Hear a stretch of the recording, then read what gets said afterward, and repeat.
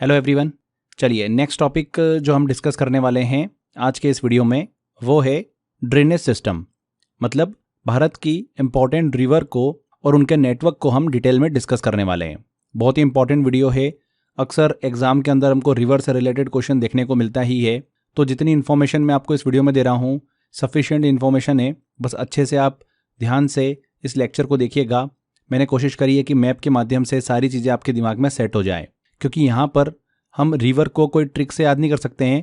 हाँ, मैपिंग इस तरीके से हो कि हमारे दिमाग के अंदर सारी चीज़ें सेट हो जाए कि कौन से रिवर जो है वो कहाँ से उसका उद्गम होता है, कहाँ पर जाकर वो रिवर गिरती है, उसकी सहायक नदियाँ कौन कौन सी है। ये जनरली क्वेश्चन एग्जाम में पूछे जाते हैं। तो चलिए, वीडियो काफ़ी इंटरेस्टिंग होने वाला है। शुरू करते हैं हमारे लेक्चर को। तो फ्रेंड्स, नदियों मतलब ड्रेनेज सिस्टम की हम बात कर रहे हैं तो हमारे देश के विकास की इसे रीढ़ कहा जाता है। भारत को रिवर की कंट्री भी कहा जाता है, क्योंकि यहाँ की नदियाँ हमारे आर्थिक विकास मतलब इकोनॉमिक डेवलपमेंट में बहुत ही इंपॉर्टेंट रोल प्ले करती हैं। अब सोचिए, अगर नदियाँ ना हो तो हमारा जीवन कैसा होगा। खेती, बिजली, पीने का पानी, यहाँ तक कि हमारा पर्यावरण भी नदियों पर ही निर्भर है। तो इसको हमको अच्छे से गहराई से समझना ज़रूरी है। भारत में देखा जाए तो 12 प्रमुख नदी बेसिन हैं। इन बेसिन में गंगा, ब्रह्मपुत्र, नर्मदा, गोदावरी, कृष्णा जैसी नदियां शामिल हैं। इसके अलावा भारत में लगभग 400 से 500 छोटी एंड मध्यम नदियां भी हमको देखने को मिलती है। हर नदी एक लीनियर फॉर्म में बहती है, जिसे हम ड्रेनेज लाइन कहते हैं। जब ये ड्रेनेज लाइंस आपस में मिलकर एक जाल, एक नेटवर्क बनाती हैं, तो उसे ही हम क्या बोलते हैं, ड्रेनेज नेटवर्क कहते हैं। जब पानी चैनल्स मतलब रास्तों के माध्यम से बहता है तो उसे हम क्या बोलते हैं, ड्रेनेज सिस्टम कहते हैं। ये चैनल्स एक दूसरे से जुड़े हुए होते हैं, जो पानी को एक जगह से दूसरी जगह पर ले जाते हैं। सोचिए कि पानी के लिए चैनल्स वैसे ही है जैसे सड़कों का जाल। सड़कें जो हम नॉर्मली आसपास घरों के आसपास देखते हैं, तो इमेजिन करिए कि ये चैनल भी उसी तरीके से हैं। ये सड़कों की तरह जुड़कर एक पूरा नेटवर्क बनाते हैं। ठीक है, आगे देखिए, ड्रेनेज बेसिन और वाटर डिवाइडर को हम डिस्कस करें तो ड्रेनेज बेसिन क्या होता है, एक नदी और उसकी सहायक नदियां जो ट्रिब्यूटरीज है, जिस पूरे क्षेत्र मतलब एरिया का पानी बहाकर ले जाती हैं, उसे हम क्या बोलते हैं, ड्रेनेज बेसिन कहते हैं। गंगा नदी का जो बेसिन है वो पूरे उत्तर भारत में फैला हुआ है। उसमें हिमालय से लेकर बंगाल तक का क्षेत्र जो है वो शामिल होता है। अगर हम वाटर डिवाइडर की बात करें तो दो ड्रेनेज बेसिन के बीच जो पहाड़ी या फिर ऊंचाई वाला हिस्सा होता है उसे हम क्या बोलते हैं, वाटर डिवाइडर कहते हैं। क्लियर। यहाँ पर भारत के ड्रेनेज सिस्टम की बात करें तो भारत का 77% पानी बंगाल की खाड़ी में बहता है, जहां पर गंगा, ब्रह्मपुत्र, महानदी जैसी बड़ी नदी जाकर मिलती हैं। बाकी 23% पानी अरब सागर और अंदरूनी जल निकायों में जाता है। आगे देखिए, भारत के कुछ इंपॉर्टेंट रिवर सिस्टम को डिस्कस करें, नदी प्रणाली को डिस्कस करें, उनकी लेंथ एंड भारत में जो उनकी लंबाई है उसको लेकर बात करें तो यहाँ पर इंपॉर्टेंट 10 ऐसी हमको रिवर सिस्टम देखने को मिलती है जो आपको पता होना चाहिए। इसके बाद आगे देखिए फ्रेंड्स, भारत की हम मुख्य नदी प्रणालियों को डिस्कस करेंगे, इंडियन रिवर सिस्टम को डिस्कस करेंगे। 10 ऐसी नदी प्रणाली है जो कि काफ़ी इंपॉर्टेंट है। इनकी लंबाई से रिलेटेड भी एग्जाम में क्वेश्चन बन जाते हैं। तो यहाँ पर सबसे पहले हम बात करते हैं इंडस रिवर सिस्टम की, सिंधु नदी प्रणाली की। तो इसकी कुल लंबाई जो है वो 3180 किलोमीटर है। भारत में अगर हम लंबाई की बात करें तो 1114 किलोमीटर है इंडस रिवर सिस्टम की। सिंधु नदी का उद्गम जो होता है वो तिब्बत के मानसरोवर झील से होता है। ये भारत के जम्मू कश्मीर क्षेत्र से गुजरती हैं और फिर पाकिस्तान चली जाती हैं। यह नदी कृषि और सिंचाई के लिए बहुत ही महत्वपूर्ण नदी है, सिंधु नदी। ठीक है, आगे बात करते हैं ब्रह्मपुत्र नदी प्रणाली की। तो इसकी कुल लंबाई 2900 किलोमीटर है। भारत में इसकी लंबाई कितनी है, 916 किलोमीटर है। ब्रह्मपुत्र नदी के उद्गम की बात करें तो तिब्बत के ग्लेशियर से इसका उद्गम होता है। अरुणाचल प्रदेश और असम से होकर गुजरती है ये नदी। इसे असम की जीवन रेखा भी कहा जाता है ब्रह्मपुत्र नदी को। नेक्स्ट रिवर सिस्टम आता है हमारा गंगा नदी प्रणाली, गंगा रिवर सिस्टम। तो कुल लंबाई इसकी 2510 किलोमीटर है और पूरी ये भारत के अंदर ही ये देखिए रिवर सिस्टम। भारत में भी इसकी लंबाई 2510 किलोमीटर ही है। गंगा नदी भारत की सबसे पवित्र नदी मानी जाती है। इसका उद्गम गंगोत्री ग्लेशियर से माना जाता है। ये उत्तर भारत के कई राज्यों से होकर गुजरती हैं और बंगाल की खाड़ी में जाकर फाइनली मिल जाती हैं। नेक्स्ट हम बात करते हैं यमुना नदी प्रणाली की, यमुना रिवर सिस्टम की। तो इसकी कुल लंबाई 1376 किलोमीटर है। यमुना नदी जो है गंगा की सबसे बड़ी सहायक नदी है, ट्रिब्यूटरी है। इसका उद्गम यमुनोत्री ग्लेशियर से होता है और यह प्रयागराज में गंगा नदी से मिलती हैं। नेक्स्ट हम नर्मदा नदी प्रणाली की बात करेंगे, नर्मदा रिवर सिस्टम की। तो इसकी कुल लंबाई 1312 किलोमीटर है। भारत में इसकी लंबाई है 1312 किलोमीटर। नर्मदा नदी का उद्गम मध्य प्रदेश के अमरकंटक से होता है और ये पश्चिम की ओर बहते हुए अरब सागर में जाकर मिल जाती है। तापी रिवर सिस्टम की बात करेंगे तो इसकी कुल लंबाई 724 किलोमीटर है। भारत में भी इसकी लंबाई कितनी है? 724 किलोमीटर है। तापी नदी का उद्गम सतपुड़ा पहाड़ियों से होता है और यह नर्मदा नदी की तरह पश्चिम की ओर बहती है। इसके बाद हम गोदावरी रिवर सिस्टम की बात करें तो इसकी कुल लंबाई 1465 किलोमीटर है और ये पूरी भारत में ही है। देखिए रिवर सिस्टम, तो भारत में भी इसकी लंबाई 1465 किलोमीटर है। इसका उद्गम महाराष्ट्र के त्र्यंबकेश्वर से होता है। गोदावरी नदी का उद्गम, गोदावरी नदी को दक्षिण गंगा भी कहा जाता है।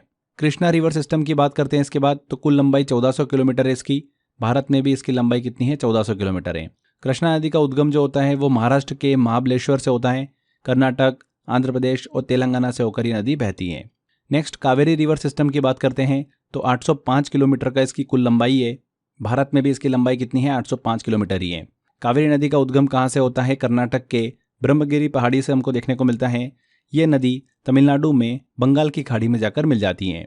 अगला हम बात करते हैं महानदी रिवर सिस्टम की, तो इसकी कुल लंबाई कितनी है? 851 किलोमीटर है। भारत में भी इसकी लंबाई 851 किलोमीटर है। महानदी का उद्गम कहाँ से होता है? छत्तीसगढ़ के सिहावा पहाड़ियों से होता है। ये ओडिशा से गुजरते हुए बंगाल की खाड़ी में जाकर मिल जाती हैं। तो ये भारत की हमने 10 नदी प्रणाली को डिस्कस किया। Indus river system, Brahmaputra river system, इस तरीके से 10 इंपॉर्टेंट जो है वो मैंने आपको बताया उनकी टोटल डिस्टेंस और भारत में उनकी डिस्टेंस कितनी है। ठीक है, यहाँ पर ब्रह्मपुत्र और इंडस तो बहुत इंपॉर्टेंट इसलिए हो जाती है क्योंकि इनकी कुल लंबाई अलग है और भारत में लंबाई भी अलग है। तो ये थोड़ा सा पॉइंट आप दिमाग में रखिएगा, बाकी में आपको कोई भी कन्फ्यूजन नहीं होगा। इसके बाद हम इंडियन ड्रेनेज सिस्टम के क्लासिफिकेशन को डिस्कस कर रहे हैं। यहाँ पर देखिए वाटर इमर्शन के आधार पर, मतलब पानी के बहाव के आधार पर हम 2 हिस्सों में से बांट सकते हैं। इस क्लासिफिकेशन को देख सकते हैं कि पानी कहाँ पर जाकर समुद्र में मिलता है। तो चलिए इसको देखते हैं। सबसे पहले देखिए हम बात करें bay of Bengal drainage system, Bengal की खाड़ी का प्रवाह तंत्र। तो 77% ड्रेनेज एरिया यहाँ पर हमको देखने को मिलता है। भारत की अधिकांश नदियाँ जो है जैसे कि गंगा, ब्रह्मपुत्र, महानदी, कृष्णा, इन सब का पानी जो है वो बंगाल की खाड़ी बे ऑफ बंगाल में जाकर मिल जाता है। यह भारत का सबसे बड़ा अपवाह तंत्र है, बे ऑफ बंगाल ड्रेनेज सिस्टम। इसके बाद अरब सागरीय अपवाह तंत्र की बात करें, अरेबियन सी ड्रेनेज सिस्टम की, तो 23% ड्रेनेज एरिया इसका। कुल नदियां जो है इसमें देखिए सिंधु, नर्मदा, ताप्ती, महानदी, पेरियार, इन सब नदियों का पानी जो है वो अरब सागर में जाकर मिल जाता है। यहाँ पर ध्यान दीजिएगा, माही नदी की हमने बात करी तो दुनिया की एकमात्र ऐसी नदी है जो कर्क रेखा मतलब ट्रॉपिक ऑफ कैंसर को 2 बार काटती है। कौन सी? माही नदी। क्लियर, एग्जाम में क्वेश्चन ये पूछा जाता है। ड्रेनेज सिस्टम को हम डिस्कस कर रहे हैं तो हिमालय का भी यहाँ पर इंपॉर्टेंट रोल हमको देखने को मिलता है। हिमालय माउंटेन से हमको कई नदियों का ओरिजिन नजर आता है जैसे कि इंडस, सिंधु नदी, सतलज नदी, गंगा नदी, ब्रह्मपुत्र नदी। तो कई नदियों का ओरिजिन क्या है? हिमालय माउंटेन है। जो पेनिनसुलर प्लेट्यू है हमारा, प्रायद्वीपीय पठार है, उसकी ज़्यादातर बड़ी नदियाँ जो है उनका ओरिजिन पॉइंट वेस्टर्न घाट है। कौन सा? पश्चिमी घाट है। और ये रिवर जो है बे ऑफ बंगाल में अपना वाटर इमर्ज करती है, मतलब बहा देती है। यहाँ पर हमको 2 नदी का अपवाद देखने को मिलता है, नर्मदा और ताप्ती नदी का। भारत की अधिकतर नदियाँ बंगाल की खाड़ी में गिरती है, लेकिन नर्मदा और ताप्ती इसका अपवाद एक्सेप्शन के रूप में हम देखते हैं। ये दोनों नदियाँ अपनी सहायक नदियों ट्रिब्यूटरी के साथ में अरब सागर, अरब सी में जाकर गिर जाती हैं। ठीक है, तो ये हमने भारत के ड्रेनेज सिस्टम को नदियों के पानी के बहाव के आधार पर 2 मुख्य हिस्सों में बांटकर डिस्कस किया है। आगे देखिए फ्रेंड्स, भारत में जो अपवाह तंत्र है, ड्रेनेज सिस्टम है, उसको देखिए हम अब 2 भागों में बांटकर डिस्कस करने वाले हैं। भारत में नदियों का जो विभाजन है वो हम 2 तरीके से डिस्कस करेंगे। एक हो गया हमारा हिमालयी या फिर उत्तर भारत का अपवाह तंत्र, ड्रेनेज सिस्टम ऑफ हिमालयन और नॉर्थन इंडिया। ठीक है, दूसरा हो गया प्रायद्वीपीय या फिर दक्षिण भारत का अपवाह तंत्र, ड्रेनेज सिस्टम ऑफ पेनिनसुलर और साउथर्न इंडिया। तो इस तरीके से हम इसको 2 भागों में तोड़ रहे हैं और यहाँ चूंकि हमको समझना आसान हो जाता है इसलिए हम इसको इस तरीके से अब पढ़ने वाले हैं। मतलब हमने अलग कर लिया है कि हिमालयी नदी कौन सी है और प्रायद्वीपीय नदी कौन सी है। हिमालयी नदी में हम 3 तंत्र को डिस्कस करेंगे, सिंधु नदी तंत्र, गंगा नदी तंत्र और ब्रह्मपुत्र नदी तंत्र। इंडस रिवर सिस्टम को, गंगा रिवर सिस्टम को और ब्रह्मपुत्र रिवर सिस्टम को। एंड जो हम पेनिनसुलर रिवर को डिस्कस करेंगे, प्रायद्वीपीय नदियों के बारे में बात करेंगे, उसमें हम कृष्णा नदी, गोदावरी, कावेरी, पेन्नार नदी, महानदी, नर्मदा, तापी नदी, इन सभी को हम डिटेल में डिस्कस करेंगे, इनकी ट्रिब्यूटरीज के बारे में भी बात करेंगे। ठीक है, तो इस तरीके से हमने इंडियन रिवर सिस्टम को बेसिकली 2 अलग अलग पार्ट में बांट लिया है, हिमालयी नदी और प्रायद्वीपीय नदी। चलिए हिमालयी अपवाह तंत्र, हिमालयन ड्रेनेज सिस्टम से हम शुरू करते हैं। तो फ्रेंड्स, हिमालय और नॉर्थ इंडिया की नदियों के बारे में कुछ पहले बेसिक मैं आपको थोड़ा बता देता हूं, उसके बाद में हम इन तंत्र को डिस्कस करेंगे, सिंधु तंत्र, गंगा तंत्र और ब्रह्मपुत्र तंत्र को। तो नॉर्थ इंडिया का जो ड्रेनेज सिस्टम है वो हिमालय से शुरू होता है, क्योंकि यहाँ की अधिकांश नदियों का ओरिजिन हिमालय और उसके आसपास के क्षेत्र से होता है। ये नदियाँ जो होती है, मतलब हिमालय की नदियाँ और जो नॉर्थ इंडिया की नदियाँ होती है, ये नदियाँ साउथ इंडिया की नदियों से बिल्कुल अलग हैं, क्योंकि इनकी गति तेज होती है पहले तो। इसी तेज स्पीड के कारण ये अपनी वैली को गहरा करती जाती हैं। हिमालय से बहने वाली नदियाँ इरोजन भी करती हैं, मतलब मिट्टी का कटाव भी करती हैं, जिससे मिट्टी कटती हैं और बहकर मैदानों में जमा हो जाती हैं। ये नदियाँ धीरे धीरे मैदानों में पहुंचकर धीमी हो जाती हैं और खेती के लिए उपजाऊ मिट्टी भी लेकर आती हैं। उत्तर भारत के जो मैदान हैं, नॉर्थ इंडिया के जो प्लेन्स हैं, वो एलुवियल सॉइल मतलब जलोढ़ मिट्टी से बने हुए हैं, जो कि इन नदियों द्वारा लाई गई मिट्टी से बने हुए हैं। हिमालय की नदियाँ जो होती है वो 12मासी होती है, जिसका मतलब है कि इनमें साल भर पानी बहता रहता है। ये रेनफॉल और ग्लेशियर मेल्ट दोनों पर डिपेंड करती हैं, जिससे इनमें लगातार जल प्रवाह हमको नजर आता है। हिमालयी नदियाँ पहाड़ी मार्ग से बहते हुए वी आकार की घाटियाँ, गॉज और झरने बनाती हैं, वाटरफॉल्स बनाती हैं। इन नदियों का मार्ग अक्सर टेढ़ा मेढ़ा हमको देखने को मिलता है, लेकिन जैसे ही ये मैदानों में पहुंचती है, वहां पर इनका मार्ग जो होता है वो सीधा और समतल मार्ग हो जाता है।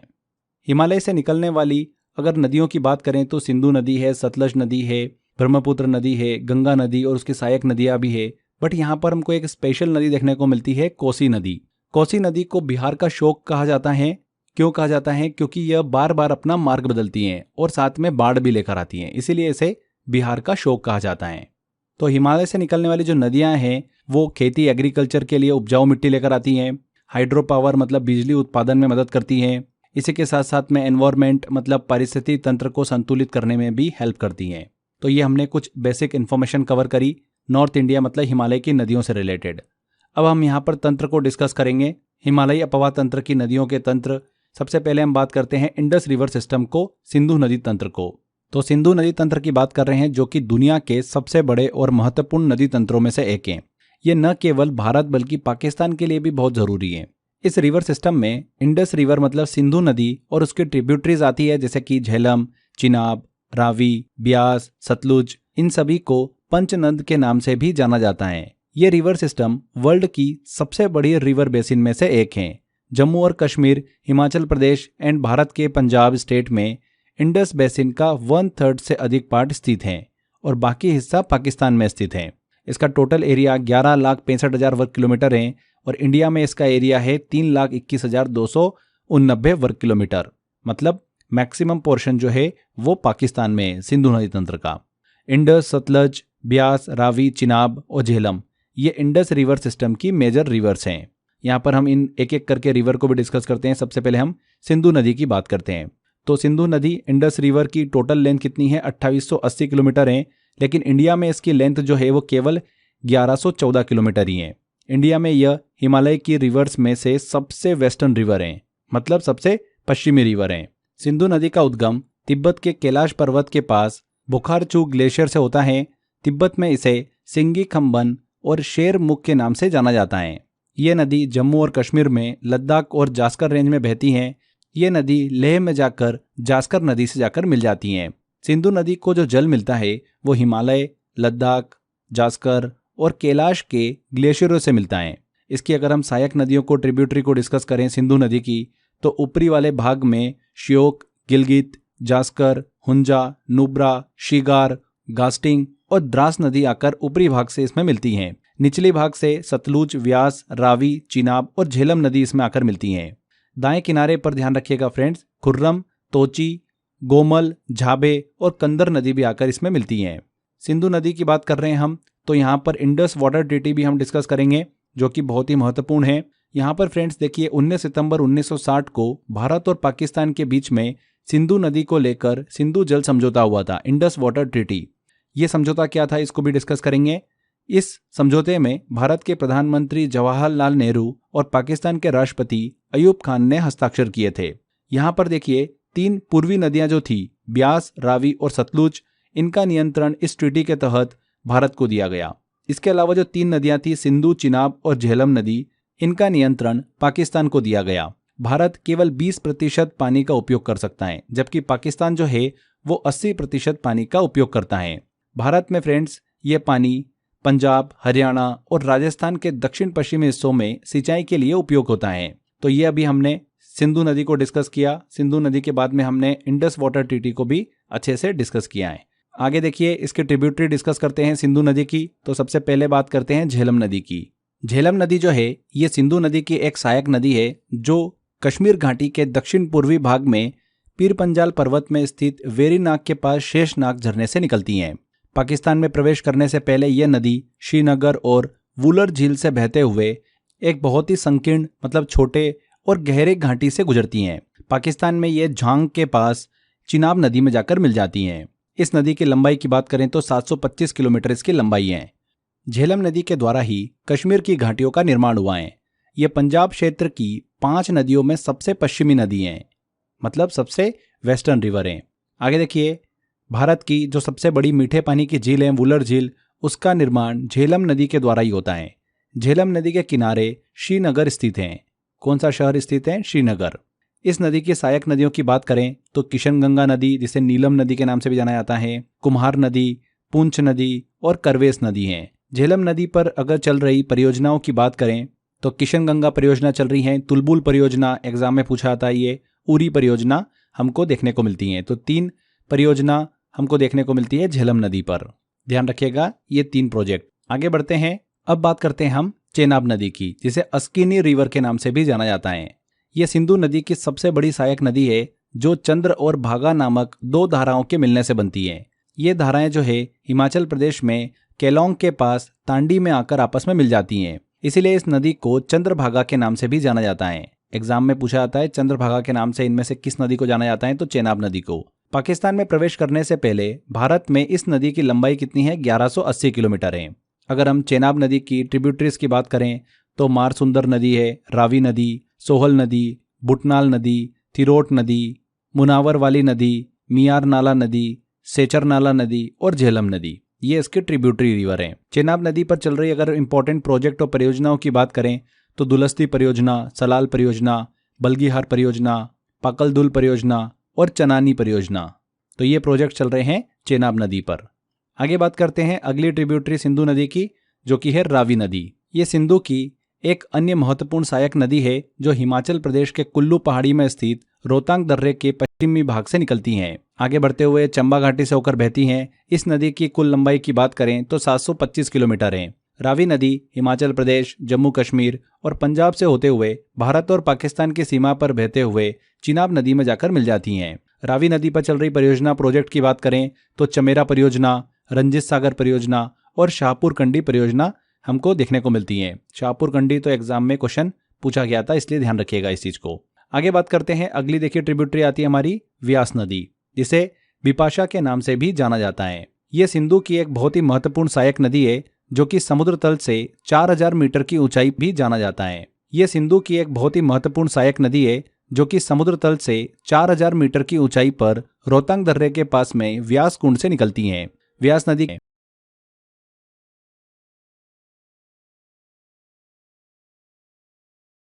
पंजाई 470 किलोमीटर है और ये पंजाब के हरीके के पास में सतलज नदी में आकर मिल जाती हैं। पंजाब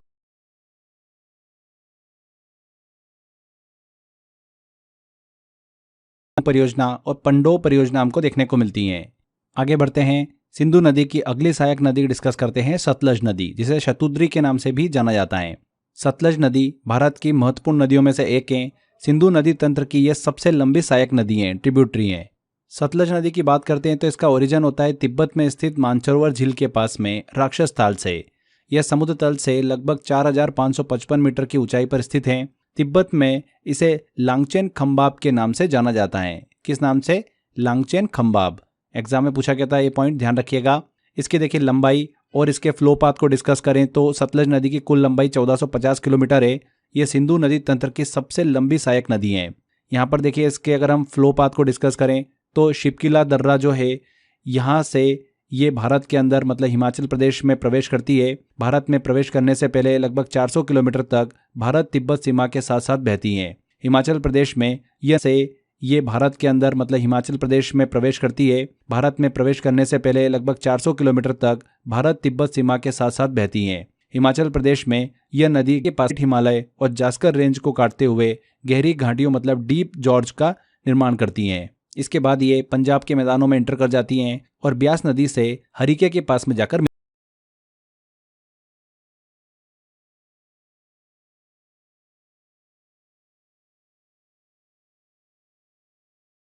न्यूट्रिशन प्रदान करता है, जिससे कई क्षेत्रों में हरित क्रांति संभव हो पाई है। सतलज नदी पर कई सारी हमको हाइड्रो पावर प्रोजेक्ट्स देखने को मिलते हैं, जो भारत के लिए बिजली उत्पादन का भी एक प्रमुख स्रोत हैं। सतलज नदी हिमालय की अलग अलग श्रेणियों को काटती है और गहरी घाटियों का निर्माण करती है। इसके किनारे स्थित लुधियाना जैसे प्रमुख शहर इसके इकोनॉमिक महत्व को भी बढ़ा देते हैं। सतलज नदी पर चलने वाले मेजर प्रोजेक्ट्स की बात करें, परियोजनाओं की बात करें, तो नाप्ता झाकरी परियोजना सतलज नदी पर कार्यरत हैं। भाखड़ा नागल परियोजना और नांगल परियोजना, ये कुछ इंपॉर्टेंट परियोजना है जो आपको दिमाग में रखना है। तो ये हमने इंडस रिवर सिस्टम को डिस्कस किया, सिंधु नदी तंत्र को अच्छे से डिस्कस किया। अब आगे बढ़ते हैं, बात करते हैं गंगा नदी तंत्र की। परियोजना है जो आपको दिमाग में रखना है। तो ये हमने इंडस रिवर सिस्टम को डिस्कस किया, सिंधु नदी तंत्र को अच्छे से डिस्कस किया। अब आगे बढ़ते हैं, बात करते हैं गंगा नदी तंत्र।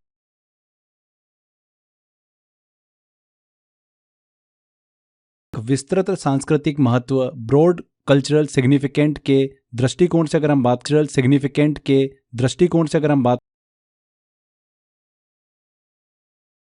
2525 किलोमीटर इसकी लंबाई है। यह नदी उत्तराखंड राज्य के उत्तरकाशी जिले में स्थित गंगोत्री ग्लेशियर, जो कि 3900 मीटर की ऊंचाई पर स्थित है, वहां से भागीरथी के नाम से निकलती है। किस नाम से निकलती है गंगा नदी? भागीरथी के नाम से निकलती है, गंगोत्री ग्लेशियर से। गंगा नदी उत्तराखंड में 310 किलोमीटर चलने के बाद में उत्तर प्रदेश में एंटर करती है। उत्तर प्रदेश में यह 1140 किलोमीटर का रास्ता तय करती है। फिर आगे बढ़ते हुए यह बिहार में एंटर करती है, जहां पर यह 455 किलोमीटर का सफर तय करती है। एंड में यह पश्चिम बंगाल पहुंचती है, जहां पर यह 520 किलोमीटर का रास्ता तय करने के बाद में बंगाल की खाड़ी में मिल जाती हैं। गंगा बेसिन में यहाँ पर यह 455 किलोमीटर का सफर तय करती हैं। एंड में यह पश्चिम बंगाल पहुंचती है, जहां पर यह 520 किलोमीटर का रास्ता तय करने के बाद में बंगाल की खाड़ी में मिल जाती हैं। गंगा बेसिन में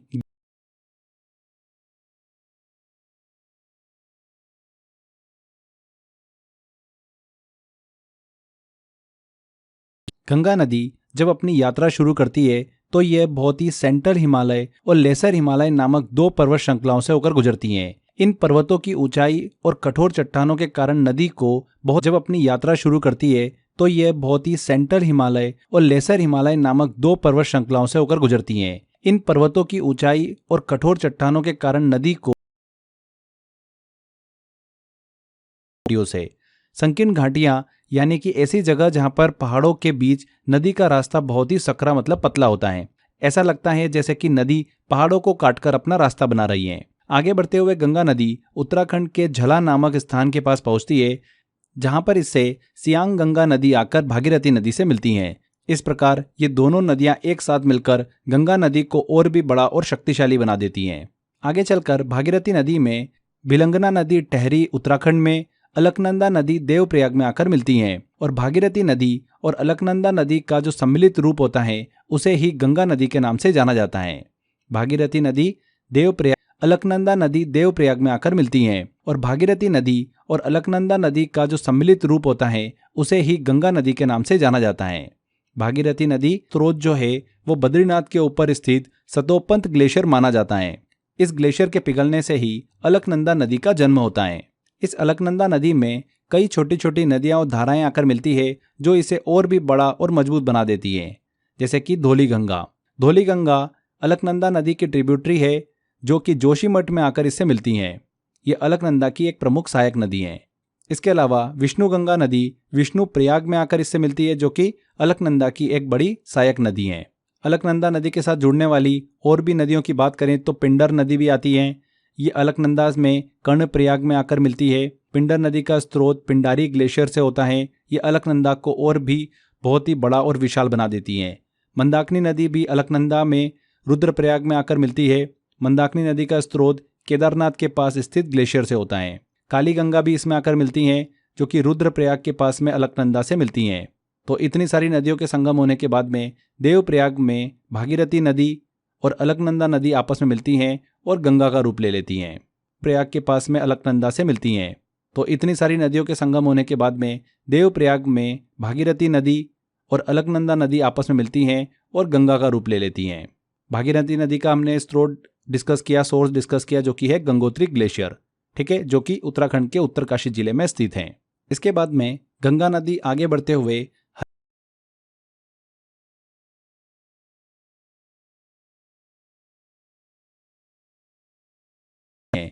मैदानी इलाकों में आने के बाद गंगा का प्रवाह पहाड़ियों की तुलना में थोड़ा सा धीमा हो जाता है और यह समतल जमीन पर बहती है। हरिद्वार से आगे गंगा का प्रवाह 3 चरणों में होता है। दक्षिण की ओर ये बहती हैं पहले, फिर यह दक्षिण पूर्व की ओर बहती हैं एंड अंत में यह पूर्व दिशा की ओर मुड़ जाती है।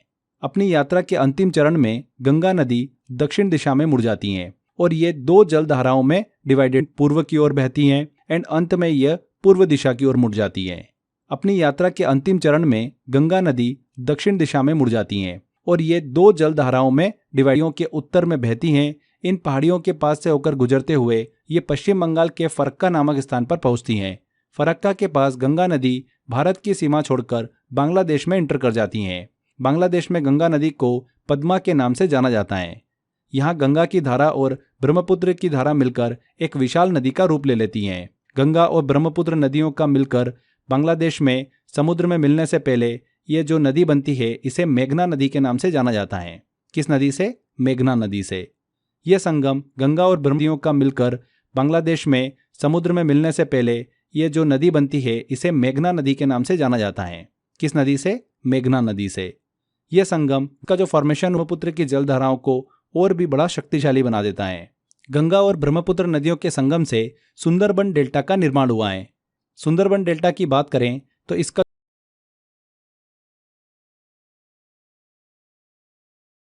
बांग्लादेश में स्थित है। इसे विश्व का सबसे बड़ा नदी डेल्टा माना जाता है।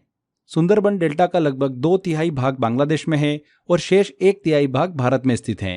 आगे देखिए, गंगा नदी की हम ट्रिब्यूटरीज डिस्कस करें जिससे एग्जाम के अंदर काफी क्वेश्चंस बनते हैं। तो बाईं ओर से मिलने वाली प्रमुख नदियों की बात करें, सहायक नदियों की बात करें तो रामगंगा नदी इसमें आकर मिलती हैं, गोमती नदी, घाघरा नदी, गंडक नदी, कोसी नदी। वहीं दाईं ओर से मिलने वाली प्रमुख सहायक नदी कौन कौन सी है? सोन नदी और यमुना नदी। ठीक है, बाईं ओर से और दाईं ओर से कौन कौन सी नदियां मिलती है ये आप जरूर दिमाग में रखिएगा, बहुत ही इंपॉर्टेंट है। चलिए अब इन ट्रिब्यूटरीज को एक एक करके हम डिस्कस करते हैं। नदी और यमुना नदी, ठीक है, बाईं ओर से और दाईं ओर से कौन कौन सी नदियां मिलती है ये आप जरूर दिमाग में रखिएगा, बहुत ही इंपॉर्टेंट है। चलिए अब इन ट्रिब्यूटरीज को एक एक करके हम डिस्कस करें कि यमुना नदी। इस नदी का सोर्स यमुनोत्री ग्लेशियर माना जाता है जो कि हिमालय की बंदरपंच श्रेणी के पश्चिमी ढलान पर लगभग 6387 मीटर की ऊंचाई पर स्थित है। यमुना नदी हरियाणा, उत्तर प्रदेश के बीच में सीमा बनाती हुई दिल्ली, मथुरा और आगरा से होकर प्रवाहित होती है। इसका संगम प्रयागराज मतलब इलाहाबाद में गंगा नदी से होता है। इसके दाहिने तट पर मिलने वाली सहायक नदियों की बात करें तो चंबल, काली सिंध, बेतवा और केन नदी हैं। इसके बाएं तट पर मिलने वाली सहायक नदियों की बात करें तो हिंडन और सेंगर नदी है। तो यमुना नदी की भी सहायक नदियां एग्जाम में पूछ लेते हैं जो कि गंगा नदी की एक सबसे लॉन्गेस्ट ट्रिब्यूटरी है। तो यहाँ पर हमको क्वेश्चन क्या देखने को मिलता है एग्जाम में कि गंगा नदी की सहायक नदी यमुना नदी है और यमुना नदी की भी सहायक नदी एग्जाम में पूछ लेते हैं। ठीक है, कि उसके दाहिने तट और बाएं तट पर कौन सी नदी आकर मिलती हैं, इसीलिए मैंने आपको ये यहाँ पर सेपरेट करके बताया है। यमुना नदी के दाहिने तट पर कौन सी नदी आकर मिलती है? चंबल, काली सिंध, बेतवा और केन नदी। और बाएं तट पर मिलने वाली सहायक नदी कौन सी है? हिंडन और सेंगर नदी। यहाँ पर आपको कोई कंफ्यूजन ना हो इसलिए बता देता हूँ कि दाहिना मतलब राइट की बात मिलती है चंबल, काली सिंध, बेतवा और केन नदी। और बाएं तट पर मिलने वाली सहायक नदी कौन सी है? हिंडन और सेंगर नदी। यहाँ पर आपको कोई कंफ्यूजन ना हो इसलिए बता देता हूँ कि दाहिना मतलब 60,000 वर्ग किलोमीटर का इसका ड्रेनेज एरिया है और ये ध्यान रखिएगा फ्रेंड्स, गंगा नदी की सबसे लंबी ट्रिब्यूटरी है, लॉन्गेस्ट ट्रिब्यूटरी। नेक्स्ट हम देखिए, जो यमुना नदी हमने डिस्कस वर्ग किलोमीटर का इसका ड्रेनेज एरिया है और ये ध्यान रखिएगा फ्रेंड्स, गंगा नदी की सबसे लंबी ट्रिब्यूटरी है, लॉन्गेस्ट ट्रिब्यूटरी। नेक्स्ट हम देखिए, जो यमुना नदी इसकी कुल लंबाई 965 किलोमीटर है। ये उत्तर की ओर बहती हुई कोटा राजस्थान पहुंचती है जहां पर इस पर गांधी सागर बांध बनाया गया है। कोटा से आगे यह बूंदी, सवाई माधोपुर और धौलपुर से गुजरती है और अंत में ये उत्तर प्रदेश के इटावा के पास यमुना नदी में आकर मिल जाती हैं। चंबल नदी जो है एक बहुत ही सुपर इम्पोज नदी है। इसकी भूमि रेविन्स ऑफ चंबूर और धौलपुर से गुजरती है और अंत में ये उत्तर प्रदेश के इटावा के पास यमुना नदी में आकर मिल जाती हैं। चंबल नदी जो है एक बहुत ही सुपर इम्पोज नदी है। इसकी भूमि रेविन्स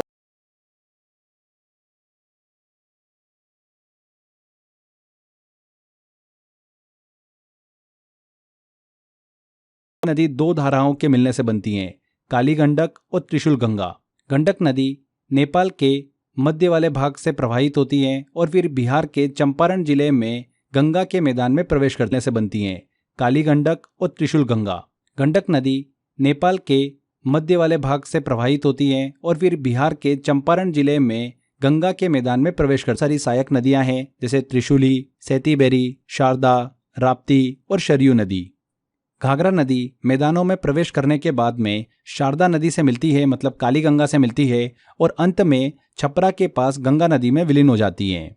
काफ़ी इंपॉर्टेंट ट्रिब्यूटरी है गंगा नदी की घाघरा नदी। पूछा जाता है एग्जाम में, किस तट से आकर मिलती है, तो राइट साइड है, और अंत में छपरा के पास गंगा नदी में विलीन हो जाती है। काफ़ी इंपॉर्टेंट ट्रिब्यूटरी है गंगा नदी की घाघरा नदी। पूछा जाता है एग्जाम में, किस तट से आकर मिलती है, तो राइट, जो कि माउंट एवरेस्ट के उत्तर में स्थित है। इसकी मुख्य धारा अरुण है। नेपाल में यह मध्य हिमालय को पार करती हैं। इसमें पश्चिम से सोन, सनकोसी और पूर्व से तमुर कोसी नदियां के उत्तर में स्थित हैं।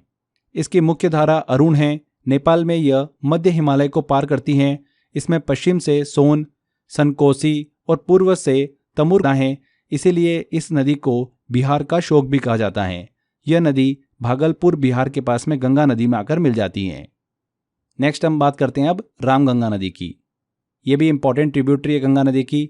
रामगंगा नदी उत्तराखंड के पौड़ी गढ़वाल की पहाड़ियों में स्थित दूतातोली रेंज से निकलती है। ये नदी शिवालिक पर्वत को पार करने के बाद में उत्तर प्रदेश के नजीबाबाद के पास मैदानों में प्रवेश करती हैं और अंत में ये कन्नौज के पास में गंगा नदी में आकर मिल जाती हैं। नेक्स्ट गोमती नदी की बात करें तो इसका उद्गम कहाँ से होता है, उत्तर प्रदेश के पीलीभीत में स्थित फुलर झील से। ये गंगा नदी की एकमात्र सहायक नदी है जिसका स्रोत मैदानों में होता है। तो ऐसे भी एग्जाम में घुमा के क्वेश्चन पूछ लेते हैं, इसलिए ध्यान रखिएगा। गंगा के पीलीभीत में स्थित फुलर झील से। ये गंगा नदी की एकमात्र सहायक नदी है जिसका स्रोत मैदानों में होता है। तो ऐसे भी एग्जाम में घुमा के क्वेश्चन पूछ लेते हैं, इसलिए ध्यान रखिएगा। नागपुर का पठार है, उसके पूर्वी किनारे से इसका उद्गम होता है। यह नदी रिफ्ट वैली से होकर गुजरती है और अंत में हुगली नदी में मिल जाती है। इसकी मुख्य सहायक नदी की बात करें दामोदर नदी की, तो वो है पठार है। उसके पूर्वी किनारे से इसका उद्गम होता है। यह नदी रिफ्ट वैली से होकर गुजरती है और अंत में हुगली नदी में मिल जाती है। इसकी मुख्य सहायक नदी की बात करें दामोदर नदी की, तो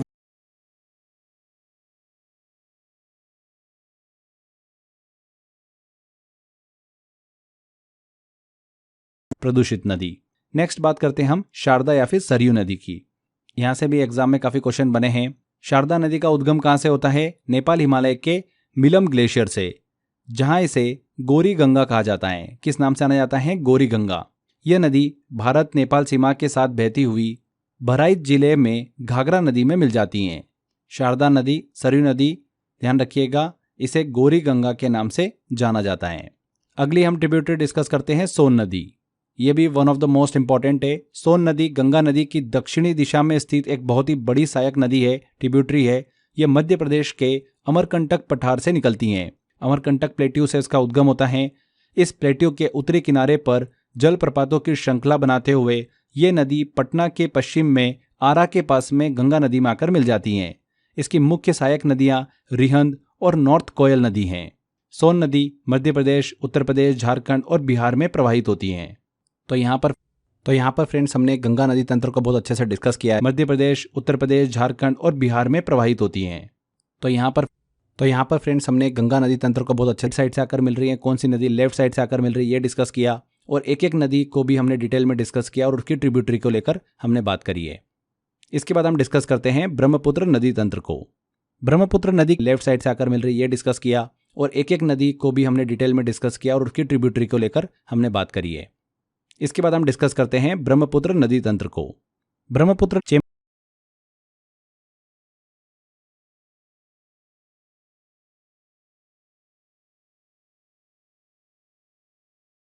हिमालयों की बात कर रहे हैं दोस्तों, तो विश्व की यह सबसे बड़ी नदियों में से एक है। इस नदी का ओरिजिन मतलब स्रोत जो है वो कैलाश पर्वत श्रृंखला में स्थित मानसरोवर झील के पास चेमरी तय करती है।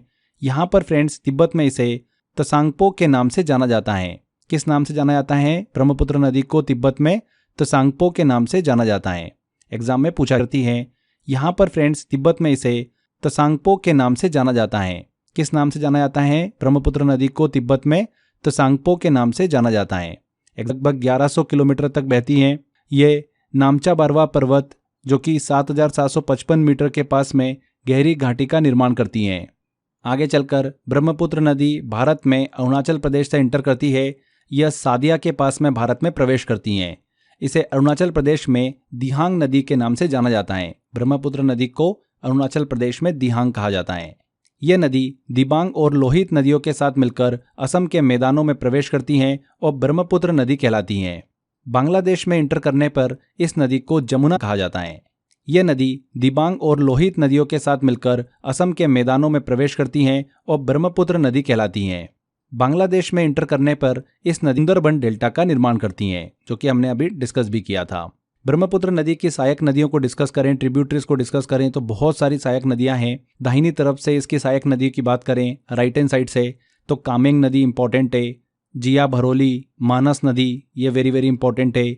बेकी, रेदक, जलढाका, तिस्ता नदी काफ़ी इंपॉर्टेंट है। सुबनसिरी नदी भी बहुत इंपॉर्टेंट है। जिया ढोल, सीमेन, पगलाडिया, सोनकोश और गदाधर ये नदियां राइट साइड से आकर मिलती है। इसमें बाईं तरफ की सहायक नदियों की बात करें, ट्रिब्यूटरीज की बात करें, जो लेफ्ट साइड से आकर मिल रही है वो है ल्हासा, नियांग, पारलुंग, जांगबो, लोहित बहुत ही इंपॉर्टेंट है। नाहू दिहिंग, बुरी दिहिंग, डांगोरी, दिसांग, दिखोऊ, झांझी, धनसिरी काफ़ी इंपॉर्टेंट है। कोलोंग, कोपिली, भोरोलू, कुलसी, कृष्णाई और अपर मेघना ये इसकी लेफ्ट साइड की ट्रिब्यूटरी है। चलिए इनमें से जो इंपॉर्टेंट ट्रिब्यूटरी है उनको थोड़ा डिटेल में डिस्कस करते हैं हम। सबसे पहले हम बात करते हैं तिस्ता नदी की। तिस्ता नदी ब्रह्मपुत्र की सबसे महत्वपूर्ण सहायक नदी है, ट्रिब्यूटरी है। इसका स्रोत बोलें तो तिब्बत की तसोलहामो झील माना जाता है। तिस्ता नदी जो है ये बांग्लादेश के रंगपुर डिवीज़न में ब्रह्मपुत्र नदी से मिलती है। इसी तिस्ता नदी के तट पर जलपाईगुड़ी सिटी जो है वो स्थित है। बहुत ही इंपॉर्टेंट है, एग्जाम में पूछा जाता है। जलपाईगुड़ी सिटी जो है ये किस नदी के तट पर स्थित है? तिस्ता नदी के तट पर। इसकी बाईं तरफ की सहायक नदियों की बात करें तो रंगपो, लाचुंग, रानीखोला, रेली नदी और तालुंग नदी है। वहीं इसके दाईं तरफ की बात करें तो मतलब राइट हैंड साइड की बात करें तो रंगित नदी, कनक, रिंगयोंगछू और रंगपछू ये इसकी इंपॉर्टेंट ट्रिब्यूटरीज हैं। इसके बाद में हम इंपॉर्टेंट जो रिवर है वो आती है हमारी रंगित नदी की बात करें तो रंगित नदी, कनक, रिंगयोंगछू और रंगपछू ये इसकी इंपॉर्टेंट ट्रिब्यूटरीज हैं। इसके बाद में हम इंपॉर्टेंट जो रिवर है वो आती है हमारी प्रसिद्ध है रंगित नदी। इसके बाद अगली देखिए सहायक नदी आती है मानस नदी। मानस नदी तिब्बत से निकलती है। ये हिमालय में एक गहरी घाटी बनाती है और भारत में इंटर करती हैं। मैदानी इलाकों में बहने के बाद ये ब्रह्मपुत्र नदी में आकर मिलती हैं। नेक्स्ट आती है सुबनसिरी नदी। यह ब्रह्मपुत्र नदी की एक बड़ी सहायक नदी है। अरुणाचल प्रदेश से निकलती है और असम के मैदानों में 160 किलोमीटर की दूरी तय करती है। नेक्स्ट आती है धनसिरी नदी। धनसिरी नदी नागालैंड में लेसांग पर्वत चोटी से निकलती है और ये असम और नागालैंड में बहते हुए ब्रह्मपुत्र नदी 60 किलोमीटर की दूरी तय करती है। नेक्स्ट आती है धनसिरी नदी।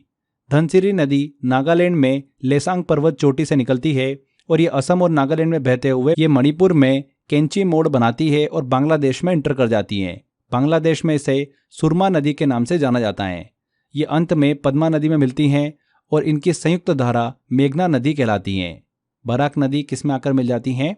पद्मा नदी में आकर मिल जाती हैं, मतलब गंगा का रूप जो बांग्लादेश में फ्लो होता है।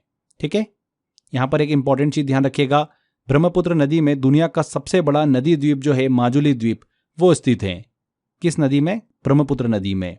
बहुत सारे इंपॉर्टेंट पॉइंट हमने डिस्कस करे ब्रह्मपुत्र नदी तंत्र से रिलेटेड, ठीक है, जो एग्जाम में पूछे जाते हैं। तो यहाँ पर फ्रेंड्स हमने ये हिमालयन नदियों को डिस्कस किया, उत्तर भारत की सभी इंपॉर्टेंट रिवर को डिस्कस किया, जिसमें हमने पूर्व की नदियों को भी कवर किया है, क्योंकि हमने जो ब्रह्मपुत्र नदी को डिस्कस किया उसी के साथ साथ हमने और भी जो पूर्व की नदियाँ थी इंपॉर्टेंट उसको लेकर बात करी है। तो फ्रेंड्स यहाँ पर हमारा ये उत्तर भारत की नदियों मतलब हिमालयी नदियों का टॉपिक कंप्लीट होता है।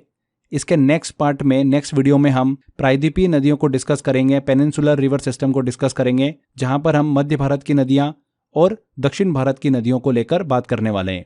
वो वीडियो भी काफ़ी इंपॉर्टेंट होने वाला है। वहां से भी एग्जाम के अंदर काफ़ी क्वेश्चंस पूछे जाते हैं, स्पेशली दक्षिण भारत से रिलेटेड तो हमको लगातार क्वेश्चन देखने को मिल रहे हैं एग्जाम में। तो यहाँ पर हमारा ये फर्स्ट पार्ट कंप्लीट होता है रिवर सिस्टम से रिलेटेड। इसके सेकेंड पार्ट में अगला वाला हिस्सा हम डिस्कस करेंगे। 2 वीडियो में हमारा रिवर सिस्टम पूरा कंप्लीट होगा। काफ़ी बड़ा वीडियो है, काफ़ी बड़ा टॉपिक भी है ये, इसीलिए हम इसको 2 वीडियो में कंप्लीट कर रहे हैं।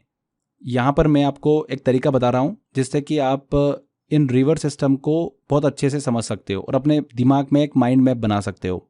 मैंने आपको अच्छे से समझाया है। यहाँ पर मैंने आपको मैप के माध्यम से बहुत सारी पिक्चर क्लियर करी है। आपको बस अब करना ये है कि ध्यान से लेक्चर देखने के बाद में खुद से थोड़ा सा प्रैक्टिस करना है।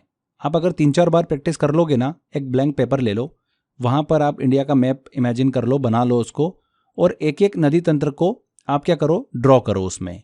तो इससे होगा क्या, आप जब उसको ड्रॉ करोगे ना तो आपके दिमाग में बहुत अच्छे से सेट हो जाएगी चीज़ें। तो इस तरीके से 2-3 बार अगर आप प्रैक्टिस कर लोगे तो आपको रटने की ज़रूरत नहीं पड़ेगी। आपके दिमाग में सेट हो जाएगा कि जब आप गंगा नदी तंत्र को बनाओगे तो उसमें आप देखोगे कि मैक्सिमम जो रिवर आ रही है वो राइट साइड से आ रही है, लेफ्ट साइड से सिर्फ 2 ही रिवर आ रही है। तो जब इस तरीके से हम ड्रॉ करते हैं ना तो बहुत सारी चीज़ें हमको समझ में आ जाती है। तो वही चीज़ें एग्जाम में आ जाती है और हमको क्लिक कर जाता है। तो आप थोड़ा सा प्रैक्टिस ज़रूर कर लो इसको। ये बहुत बेस्ट तरीका है इसको याद रखने का। ऐसे आप याद करोगे, रटोगे तो भूल जाओगे। ना ही हम इसको ट्रिक से याद कर सकते हैं क्योंकि इतनी सारी रिवर है और अगर हम ट्रिक बनाने बैठेंगे तो आधे कन्फ्यूज हो जाएंगे भयंकर। तो उससे अच्छा है कि मैप वाली चीज़ है तो मैप से इसको हम क्लियर करें। तो आई होप आपको यह चीज़ समझ में आ गई होगी, करना क्या है इस चीज़ को लेकर। तो इस वीडियो में इतना ही फ्रेंड्स, मिलते हैं नेक्स्ट वीडियो में इसके प्रायद्वीपीय वाले में, मतलब पेनिनसुलर रिवर सिस्टम वाले हिस्से में। Till then bye bye.